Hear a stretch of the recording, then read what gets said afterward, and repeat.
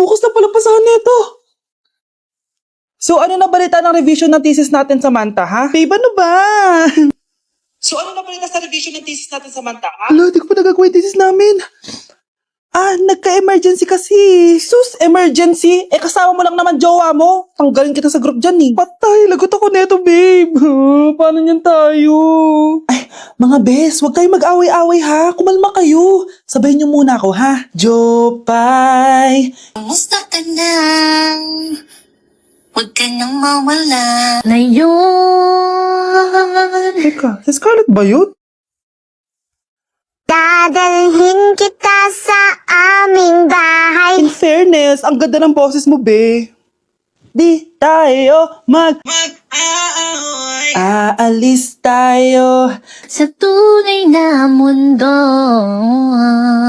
O diba, kumalma rin kayo. Ang fun kasi magkanta-kanta dito sa bus. Tapos nakakaaliw pa yung mga filters. Buti na lang talaga, magaganda yung mga boses natin, mga bay. Truly! Wala pang ginawa sa Scarlett, oh. Ikaw, Scarlett! Nasaan yung IRS mo, ha? Ay, sorry. Wala din pala ako. Wait lang, gagawin ko na, ha? Sorry na. Pwede ba? Okay, class. Oh, Jessica. Buti pumasok ka pa. Ang dami mo na miss na quiz. Bagsak ka na sa akin. Nagbakasyon ako. Na-stress kasi ako sa'yo. Ang dami mo kasi pinapagawa. Aba, bakit? Hindi lang naman ikaw ang pinapagawan ko. Lahat kayo. Ano ka dito, prinsesa? Oo. Sa bahay namin, ako ang prinsesa.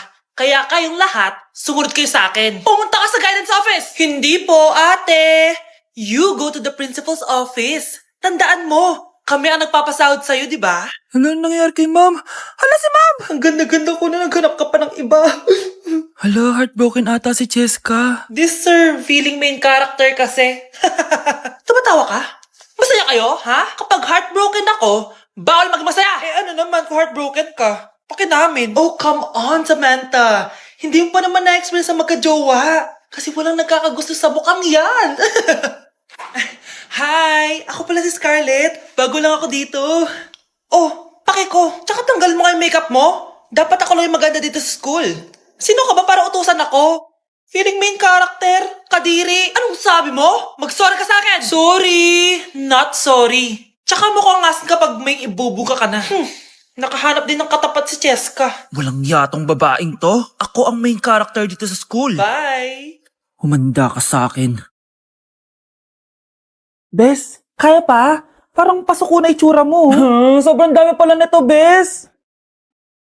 Grabe, ang fresh mo pa din. Paano yan? Huwag ka maingay, Bes. Eto ang sekreto ko. G2G Perfect Cover Cushion. Perfect talaga to kasi lightweight na and high coverage pa. Oh, tignan nyo naman. May 3 shades to and ang shade ko ay ang custard. Try nating basain yung face ko. Oh, ayan.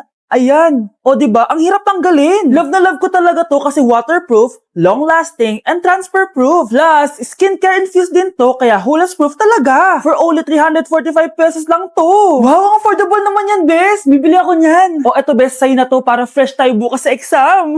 Salamat, Bes. The best ka talaga. Anak, gumising ka na. Pasko na. Pasko na agad? Oo, bumaba ka na doon. Nandito na mga tita mo. Sige po, Nay. A few moments later. Hi, Mare! Merry Christmas! Merry Christmas po, tita. Eto na ba yung anak mo, Mare? May boyfriend ka na ba? Wala po akong boyfriend. Study first po kasi ako eh. Study first o walang nagkakagusto sa'yo? Tignan mo nga sarili mo. Kesa naman sa'yo, mukha kang babaeng aso. Sige, kain na tayo. Nandito na naman yung tita kong laitera. Huy, iba na tsura mo ngayon na. Oo, tita. Nakakaya naman kasi sa'yo eh. Baka laitin niyo ulit ako. Grabe ka naman. Hindi naman ako ganon. So, ano ba ginawa mo? Ba't gumanda ka? Secret lang natin to, tita, ha? Ginagamit ko tong Garnier Vitamin C Serum sa umaga at sa gabi naman, itong Garnier Overnight Serum with 10% pure vitamin C. Para naman wala ka na masabi sa ganda ko. Ang ganda pala niyan. Oo naman, it can fade dark spot and even skin tones in just one use. Kaya safe and effective talaga. Sige, dahil gumanda ka, bibili ako niyan mamaya. Bless po, tita. Bless you! Oh, anak, nandito ka na pala. Ang pogi pala ng anak mo, Mare. Siyempre, mana sa akin. Siya na ba si Mr. Right? Siya na ba yung plot twist na hinihintay ko? Magpapasko na akong may jowa!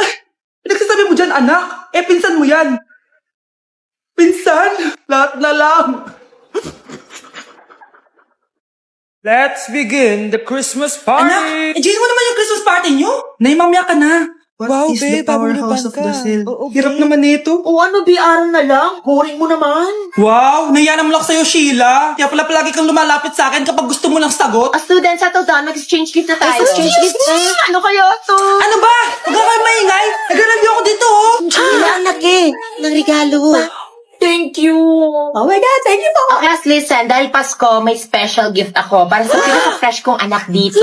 O ganyan-ganyan ka pa, saan ka naman mapupunta mo? Ito si Krista. Congrats na. Yeah, Garnier Vitamin C Serum. Wala, hindi ako yung napili. Ano kaya meron doon sa Garnier na yun? Ba't kaya nagkakagulo sila? Psst, anak, balita ko nakaka-fresh daw talaga yun. And it can fade dark spots in just 3 days. Talaga ba? Kaya ba ako i-perfect yan sa quiz, Nay? Di ba? With honors ka nga, pero mukha ka namang zombie. Whatever. Pero what if nga, baka this is my time to glow up. Sayang, hindi ko nanalo, anak. Okay lang yan, Nay. Balita ko, this 12-12, buy one take one ng Garnier Vitamin C Serum. Kaya pares pa rin tayong fresh kapag umakyat tayo sa stage. Tama!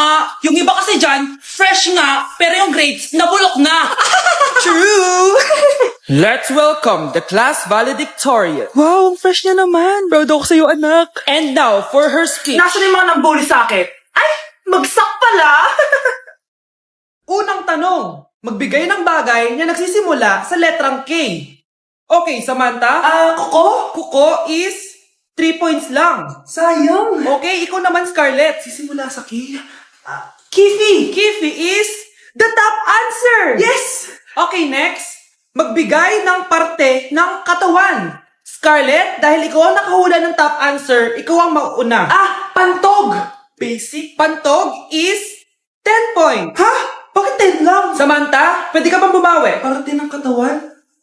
Esophagus! Esophagus is the top answer! Yun! Eto na! Sino kaya sa inyong dalawa ang mananalo ng 1 million pesos cash? Akin na tong 1 milyon. Humanda ka sa akin, Scarlett. Anak, ayusin mo! 1 milyon yan! Mauna tayo kay Samantha. Ano ang bagay na mahaba at matigas? Mahaba at matigas? Tornilyo? Tornilyo is 50 points! Pero, hindi ito ang top answer natin, ha? Okay, Scarlett, may chance ka pa na hulaan ang top answer. Bago ko sagutin yan, Nay, kung nanonood ka man, eto na yun, Nay! Mananalo na tayo ng 1 milyon! Go, anak! Ang bagay na mahaba at matigas ay... Bobo mo sumagot, anak! Sayang yung 1 milyon! Malapit na mamatay ang nanay nyo. Mamamatay na ako, Dok. Hindi pwede mamatay nanay namin. Mga anak, bago ako mamatay, ibibigay ko na yung mga pamana nyo. Pamana? Ano kayang ipapamana sa akin? Bahay? Kotse? Pera? Kyle, sa'yo ko ipapamana tong bahay. Oh, sa akin na tong bahay, Nay. O ikaw, sa'yo na tong kotse. Nay, sa akin na yung kotse. Ikaw naman, Brianna, sa'yo na lahat ng pera ko. Password niyan ay 6969. Sa akin na lahat ng pera? Hindi namin to kailangan. Ikaw kailangan namin, Nay. Nay, anong ipapamana mo sa akin? Ikaw? Sa'yo na lang yung boyfriend ko. May boyfriend na ako. Pero sige, the more the merrier.